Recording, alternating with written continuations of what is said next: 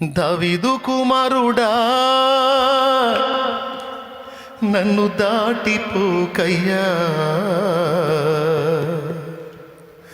నజరేతువాడా నన్ను విడిచిపోకయ్యా. వేస్తే కేక చక్క చక్క చక్క చక్క నడుచుకుంటే అల్లంత దూరం పోయిన అడుగులు టక్కుమని ఆగిపోయినాయి. నీవు తప్ప నాకు లోకంలో ఎవరున్నారయ్యా, నీకు తప్ప నాలో ఎవరికి చోటే లేదయ్యా. నీవు తప్ప నాకు లోకంలో ఎవరున్నారయ్యా, నీకు తప్ప నాలో ఎవరికి చోటే లేదయ్యా. దావీదు కుమారుడా నన్ను దాటిపోకయ్యా, నజరేతువాడ నన్ను విడిచిపోకయ్యా. దావీదు కుమారుడా నన్ను దాటిపోకయ్యా,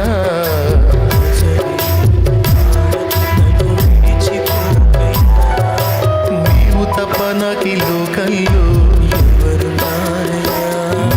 నీకు తప్ప నాలో ఎవరికి ఏమండి? కళ్ళు లేనోడు బాబో ధర్మం బాబో ధర్మం బాబు అని కూర్చొని అడుక్కుంటున్నాడు. పెద్ద గుంపు వెళ్తుంది ఆయన ముందుగా. ఇంతమంది జనం పోతున్నారు, చెవులు బాగా పనిచేస్తాయి కళ్ళు లేని వాళ్ళకి. ఇంతమంది జనం పోతున్నారు ఏందని అందరూ పోయారు చాలా దూరం. ఆ చివరోని పట్టినాడు, బాబు బాబు బాబు బాబు ఎవరు బాబు ఎవరు వచ్చారు, ఇంతమంది జనం పోతున్నారు.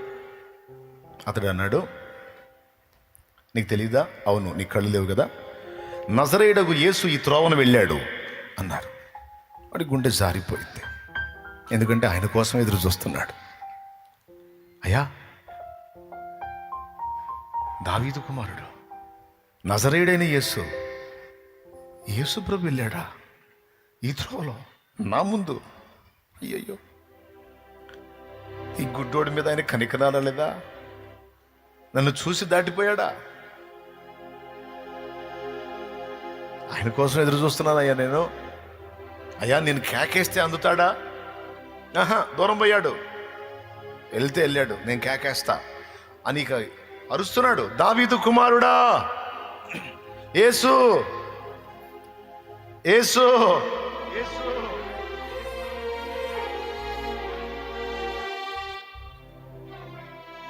అరవటం మొదలు పెట్టాడు. అయ్యో, ఆయన కోసమే నేనుంది.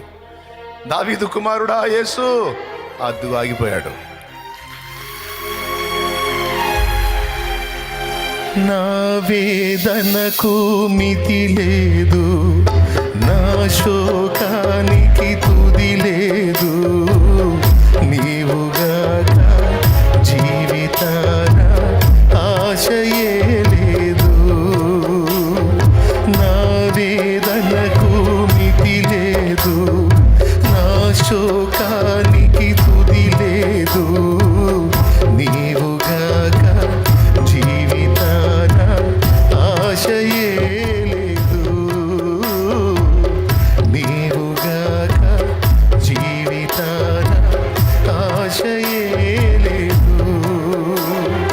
నా కోసం నువ్వు వస్తావని, నా తధ్వని వింటావని, నా కోసం నువ్వు వస్తావని, తధ్వని వింటావని ఎదురు చూస్తున్నాను, నిదుర కాస్తున్నాను, ఎదురు చూస్తున్నాను, నిదుర కాస్తున్నాను.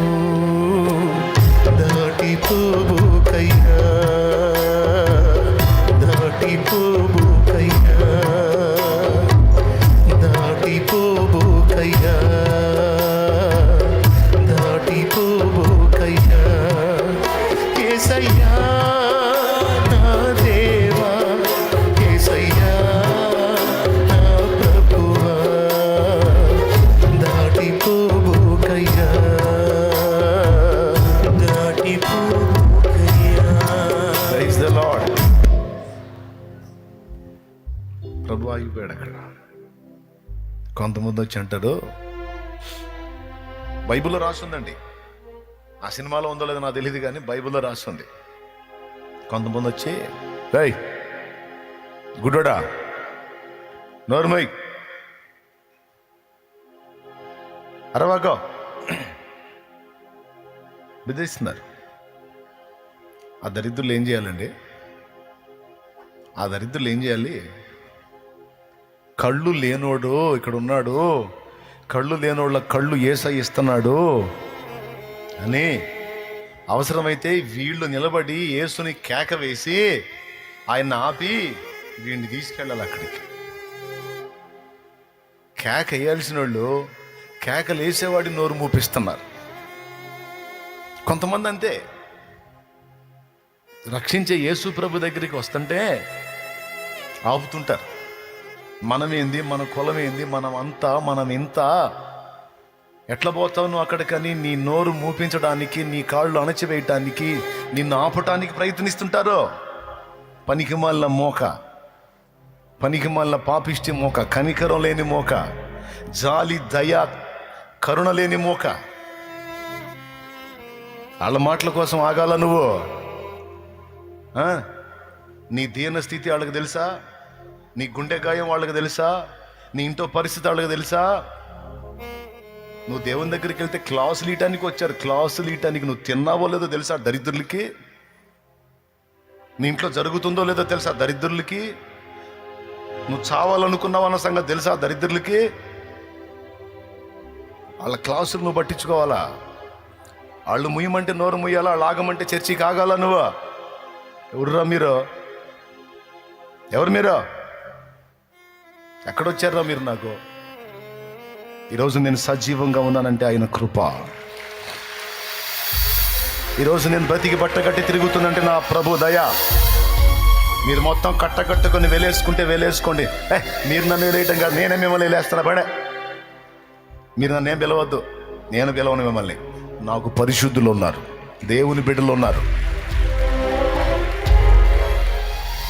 లారీలు కొన్నారా నాకు, క్రీస్తు రక్త సంబంధికులు. అట్లా అంటే పరిగెత్తుతారు నాకు. అసలు ఎవరు రాకపోయినా పర్వాలా, నాకు యేసు చాలు.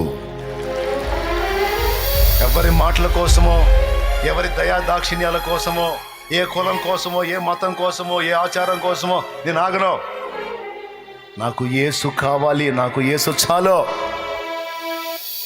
ఎవడో చెబితే నేను ఆగను బాప్తిస్మానికి. నేను బాప్తిసం పొందుకుంటా, నాకు యేసు కావాలి. కొంతమంది చర్చికి పోతే పోయావు కానీ బాప్తిసం పొందొద్దు అంటారు. అంటే ఫ్లైట్ ఎక్కావు కానీ ఏం తీసుకోవద్దు? బోర్డింగ్ పాస్ తీసుకోవద్దు. అరే ట్రైన్ ఎక్కినప్పుడు టికెట్ తీసుకోపోతే ఎట్లా? ఫ్లైట్ ఎక్కేటప్పుడు బోర్డింగ్ పాస్ లేకపోతే ఎట్టా?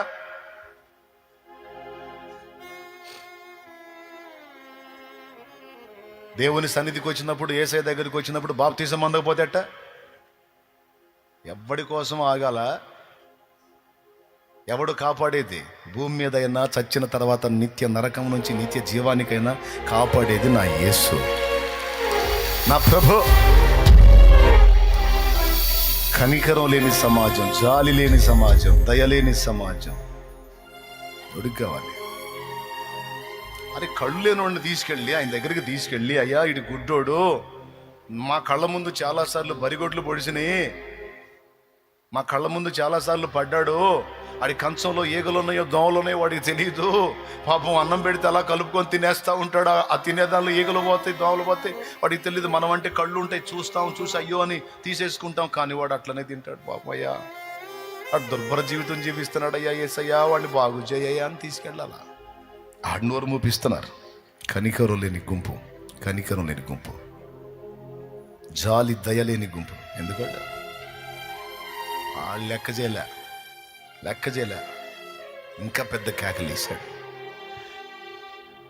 కొంతమంది నన్ను ఎగతాళి చేస్తారు, కొంతమంది జాలితో చేరదీస్తారు. వాళ్ళు చేరదీసినా ఎంతవరకు అయ్యో రూపాయి ఇచ్చి పోతారు వాళ్ళు, అంతవరకేగా. నా బరువు బాధ్యతలు మోసేది ఎవరయ్యా? యేసయ్యా. లోకమంతా చూచి నన్ను ఏడిపించిన, జాలితో నన్ను చేరదీసిన ఒంటరినయ్య నా తోడు నిలువవా, ఒంటరినయ్య నా తోడు నిలువవా,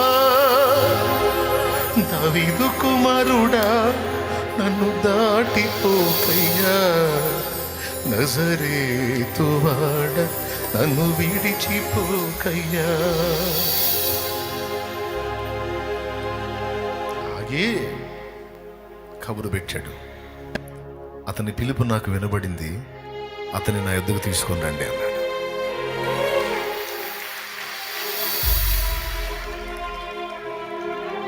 అప్పుడు అంటున్నారు, అయ్యా అయ్యా భయపడవాకు, బాధపడవాకు, ఆయన ఆగాడు నీకోసం, ఆయన ఆగాడు నీకోసం, నీ పిలుపు విన్నాడు.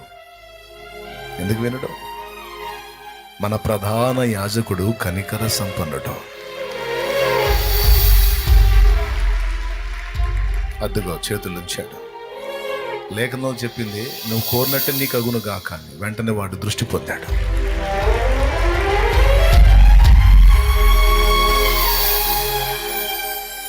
చూడగలుగుతున్నాడు, వెలుగును చూడగలుగుతున్నాడు.